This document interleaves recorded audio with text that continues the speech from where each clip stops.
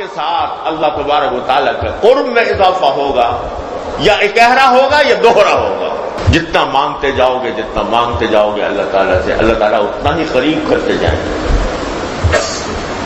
اور اس کے لیے ایک دعا جو رسول قربان جائے نبی کریم صلی اللہ علیہ وسلم کی، آپ نے ایسی دعائیں تلقین فرما دی ہے۔ یہ دعائیں جو ہے نا دعائے ماثورہ، یہ عجیب کائنات ہے، ذخیرہ ہے، یعنی اس کی قدر و قیمت کو کسی طرح تولا نہیں جا سکتا، اتنی عظیم چیز ہے یہ دعائے ماثورہ، جس کا جو سرکار دو عالم صلی اللہ علیہ وسلم۔ دیکھو کیا دعا مانگی، دعا یہ مانگی، اور میں اپنے ساتھیوں سے کہا کرتا ہوں کہ اس کو اپنا وظیفہ بنائیں، اس دعا کو۔ اللہم اجعل لی عندک ولیجہ واجعل لی عندک زلفیٰ وحسن مآب۔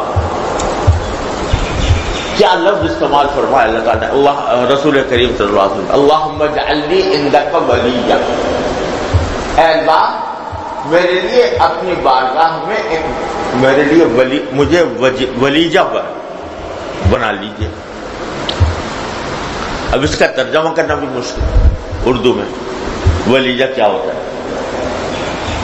ولیجہ قرآن کریم میں بھی اس کا یہ ذکر لفظ آیا ہے، اور عربی زبان میں اصل میں اس شخص کو کہتے ہیں کہ جو کسی کے گھر میں بکثرت آتا جاتا ہو، بے روک ٹوک،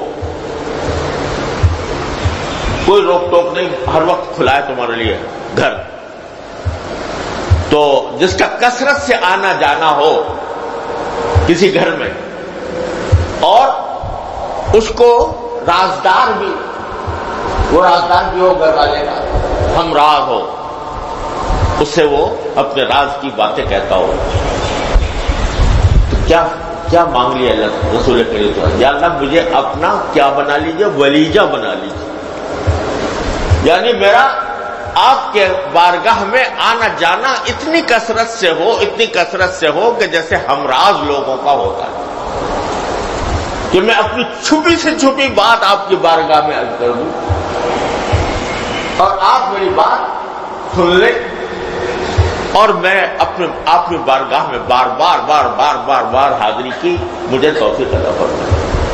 اللہم اجعل لی عندک ولیجہ واجعل لی عندک زلفیٰ، اور میرے لیے مجھے اپنی بارگاہ میں مجھے اپنا قرب عطا فرما دی، وحسن مآب، اور بہترین انجام مجھے عطا فرمائیے، یعنی مرنے کے بعد۔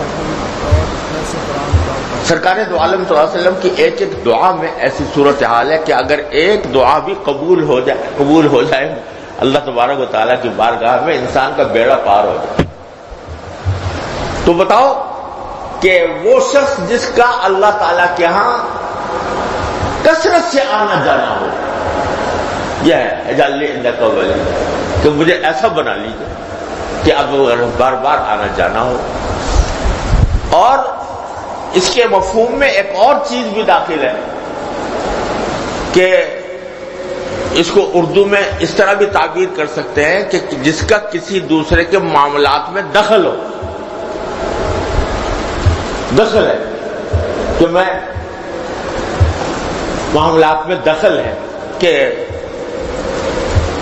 مجھے ایسا بنا لیجیے کہ میں آپ سے بات کروں تو میری بات جیسے کسی شخص کا کسی بڑے حاکم کے ساتھ یہاں دخل ہو جائے تو کیا ہوتا ہے، اس کو یہ ناز ہوتا ہے کہ میرا یہ جو حاکم ہے اس سے میری دوستی ہے، اس سے میرا قرب ہے، یہ میرا ان کے ہاں دخل ہے، تو اگر کوئی بات کہوں گا یہ مانیں گے، یہ ناز ہوتا ہے۔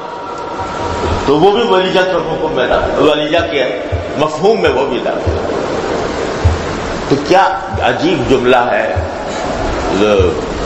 یعنی جب اس کے اوپر غور کیا جاتا ہے تو آدمی جھوم اٹھتا ہے۔